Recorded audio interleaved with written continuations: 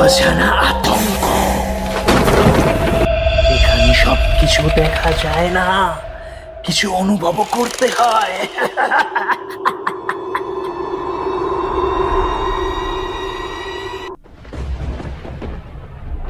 আমাদের আজকের ভৌতিক নিবেদন তন্ত্রের শ্বাস। ফু দিয়ে মশা তাড়াতে পারবি তো রে? আমি তাড়াতাম, রক্ত পিপাসু আত্মা, জানিস তো?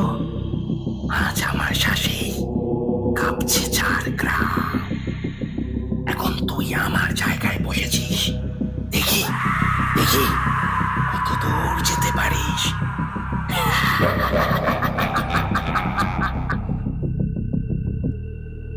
এই কথাগুলো সে বলেছিল মরার ঠিক আগের রাতে। বাড়ির দেওয়ালে সেই আওয়াজ আজও রয়ে গেছে, ধুলো মুছে দিলে শোনা যায়। কাহিনীর মূল চরিত্র রাশিদ শেখ, যার বয়স ৩৫, পেশায় একজন ক্যামেরাম্যান। তবে বাস্তবে কাঁধে ক্যামেরা থাকলেও সে যন্ত্রে নয়, ছায়ায় বিশ্বাস করে।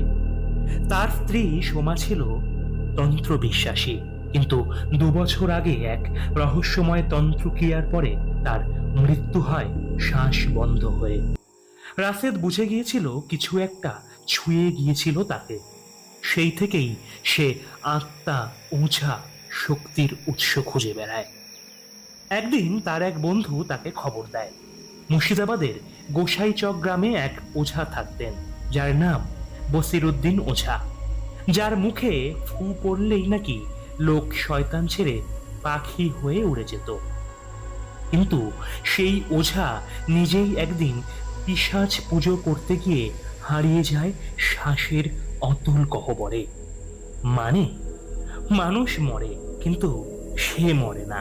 তার বিশ্বাস এবং আস্থা যে তার শ্বাস, তার মন্ত্র, তার রাগ, এই সব নাকি থেকে গিয়েছে একটা পুরনো দোতলার ঘরে। গল্পের শুরু ঠিক এখান থেকেই। রাশেদ সন্ধ্যাবেলায় পৌঁছয় সেই ঘরে।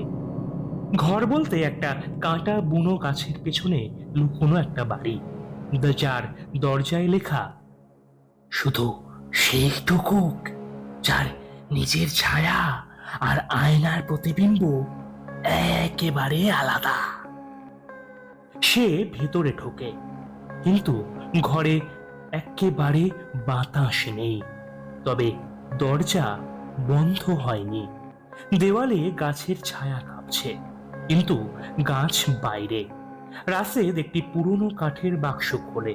ভেতরে থাকে একটি ফুঁ দেওয়ার বাঁশি, কিছু ছিঁড়ে যাওয়া কপাল চিহ্নের আঁকা কাপড়, আর একটি পুরনো রুমাল, যেটায় লেখা সোমা। সে হতভম্ব হয়ে যায়। তার স্ত্রীর নামে কেন রুমাল এখানে আছে? ঠিক তখন ঘরের ভেতরে বাতাস সম্পূর্ণরূপে ভারী হয়ে আসে। পেছন থেকে এক দীর্ঘ শ্বাস ভেসে আসে। তুই খুঁজতে এসেছিস না আমায় ছাড়াতে? তুই খুঁজতে এসেছিস না আমায় ছাড়াতে? দুটোই ব্যর্থ।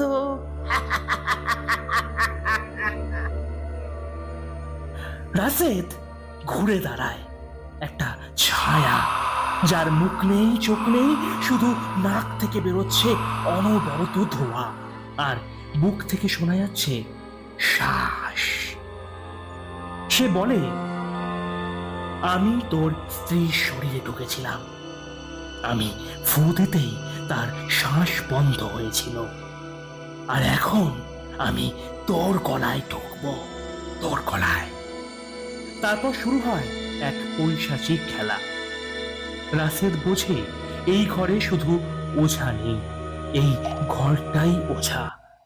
আর তার প্রতিটি কোণে বন্দি শ্বাসেরা ফিস ফিস করে, আর বলে, আমরা ফেরা চাই, তুই ফু দে।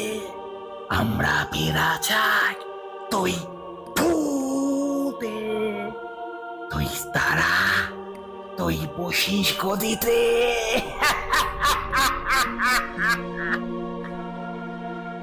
রাশেদ আর পালাতে পারে না।